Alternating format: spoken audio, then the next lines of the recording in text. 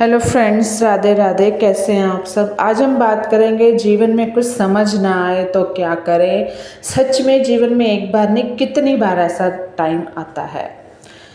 तो कथा को शुरू करते हैं। क्या आपने कभी खुद को ज़िंदगी के ऐसे मोड़ पर लाया है जहां सब कुछ अजनबी अंधकार में लगे, जहां ना अपने समझ आए ना पराए, जहां रास्ता दिखे लेकिन हिम्मत ना हो उस पर चलने की, जहां हर दरवाज़ा बंद और मन बुरी तरह उलझा हुआ हो।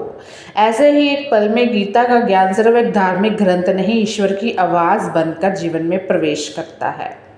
टूटन और तन्हाई।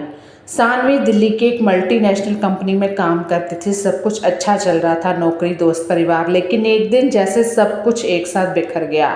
कंपनी डाउनसाइजिंग के चलते उसने नौकरी खो दी, पिता की तबीयत खराब होगी, माँ उसे ताने मारने लगी, तो निकम्मी है। बॉयफ्रेंड जिससे वह शादी की उम्मीद करती थी उसी ने भी किसी और के साथ रिश्ता जोड़ लिया और सानवी को धोखा दे दिया।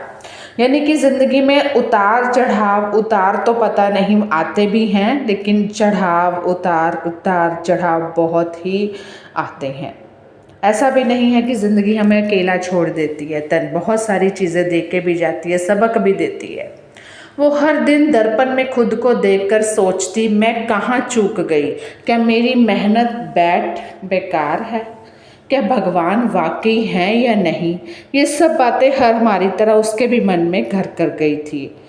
आत्महत्या या आत्मज्ञान। एक शाम वह यमुना किनारे पहुंची, मन में तूफान था। उसे लगा शायद मेरा जीवन सब बेकार है। लेकिन जैसे ही वह आगे बढ़ी, एक आवाज़ ने उसे रोक लिया। एक वृद्ध साधु, शांति, तेजस्वी। उन्होंने मुस्कुराकर पूछा, बेटी कहाँ जा रही हो? सानवी फूट फूट कर रोने लगी। उसने सब कुछ कह डाला तो साधु बोले, बेटी जीवन में कभी ऐसा मोड़ आता है जहाँ इंसान का मन टूट तोड़ जाता है, लेकिन आत्मा तभी जागती है। श्रीमद् भगवद गीता पढ़ो, तुम्हारे सब प्रश्नों का उत्तर वहाँ है। जब हम बिल्कुल अंदर से टूट चुके होते हैं तो अगर कोई प्रेरणा देने वाला आ रहा है तो समझो आप सौभाग्य की बात है, किसी की बात सुन लो। गीता से पहली मुलाकात। सानवी ने साधु के दिए ग्रंथ को घर लाया और खोला। शुरू में श्लोक संस्कृत में थे, समझ नहीं आए उसे, लेकिन जैसे ही उसमें अनुवाद पढ़ा एक श्लोक उसकी आंखों में अटक गया। क्या कर्णो वेधारिस्ते माँ फलेशु कदाचन। तुम्हारा अधिकार सिर्फ कर्म करने में, फल में नहीं। उसका मन कांप उठा। मैं तो हमेशा फल के पीछे भागती हूँ, नौकरी, प्यार, तारीफ, कभी कर्म को पूजा ही नहीं मैंने। और जो कर्म को पूजता है उसको फल निश्चित ही मिल जाता है। ये सब बातें हमारे जीवन में भी लागू होती हैं। बस फिर क्या था, अंदर की लड़ाई अर्जुन की तरह। अगली रात सानवी ने गीता के अध्याय 2 से 4 तक पढ़े। वह एक जगह अटक गई। अर्जुन कहता है, हे कृष्ण मैं युद्ध नहीं करूँगा। तब भगवान श्री कृष्ण कहते हैं, हे अर्जुन तू क्या सोचता है कि तू सब करता है, तू तो सिर्फ निमित्त मात्र है, युद्ध तो पहले से तय है। सानवी को लगा जैसे ये शब्द उसके लिए कहे गए हों। मुझे नौकरी में ही नहीं मिली क्योंकि मैं हार गई, नहीं, शायद वो रास्ता ही मेरा नहीं था। मैं क्यों हर चीज़ को अपनी असफलता मानती हूँ? जब हमारे से कुछ गलत होता है या कुछ इस तरह की चीज़ होती है तो हम सोचते हैं ना, ये क्यों हम ही गलत हैं, लेकिन ये पूर्व अगले जन्म के मिलाकर कर्म बनते हैं। फिर उसने एक और श्लोक पढ़ा, न जायते मृत्युर्ते व कदाचित। आत्मा कभी नहीं जन्म देती है न मृत्यु, वह नित्य है, विनाशी है। सानवी की आंखों से आंसू बहने लगे।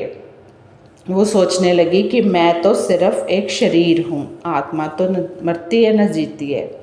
परिवर्तन की शुरुआत। अब सानवी का दिन गीता के साथ शुरू होता, वहीं समाप्त होता। उसने धीरे धीरे चीज़ों को स्वीकार करना शुरू कर दिया। नौकरी की चिंता छोड़ अपनी पुरानी कला पेंटिंग फिर से शुरू की।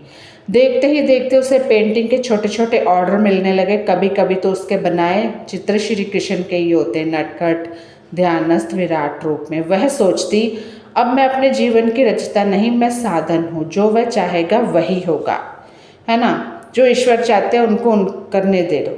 जीवन में श्री कृष्ण की स्थायी उपस्थिति। एक दिन उसकी माँ ने देखा कि वह मंदिर में बैठकर गीता का पाठ कर रही है, तो माँ ने धीरे से उसका हाथ थामा और कहा, तू पहले की तुलना में अब शांत लगती है, कुछ अलग है। तो सानवी ने मुस्कुराकर कहा, हाँ अब मेरे साथ मेरे कृष्ण हैं। तो गीता का गूढ़ सार क्या है जो हर किसी को जानना चाहिए कि जब कुछ समझ ना आए तब याद रखो तुम सिर्फ कर्म करो, फल मेरे ऊपर छोड़ दो। ये कृष्ण जी ने दूसरे अध्याय में कहा है।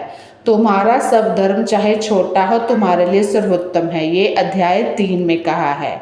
मैं हर युग में आता हूँ, अब चाहे तब भी धर्म की हानि होती है, ये अध्याय 4 में। तुम्हारा प्रिय यदि तुमसे छीन गया तो समझो वह तुम्हारे लिए नहीं था, जो गया उसके लिए दुख मत करो, जो आया है वह भी जाएगा, लेकिन तुम रहोगी आत्मा के रूप में। मुझे पूर्ण समर्पण कर दो, मैं तुम्हारे पापों से भी तुम्हें मुक्त कर दूंगा। अब इस कथा से हमें क्या ये कृष्ण कहना चाहते हैं कि जीवन जब सबसे ज़्यादा अंधकार में हो, जब कोई साथ ना हो, कोई अब जवाब ना मिले, तब श्री कृष्ण कहते हैं तुम चलो मैं साथ हूँ, तुम गिरो मैं थाम लूँगा, तुम रो मैं तुम्हारी आत्मा में मौन होकर बह जाऊँगा। गीता कोई किताब नहीं, ईश्वर की सांसों में बसी वो ध्वनि है जो तुमसे कहती है मुझे बुलाओ, मैं तुम्हें तुम्हारे भीतर हूँ।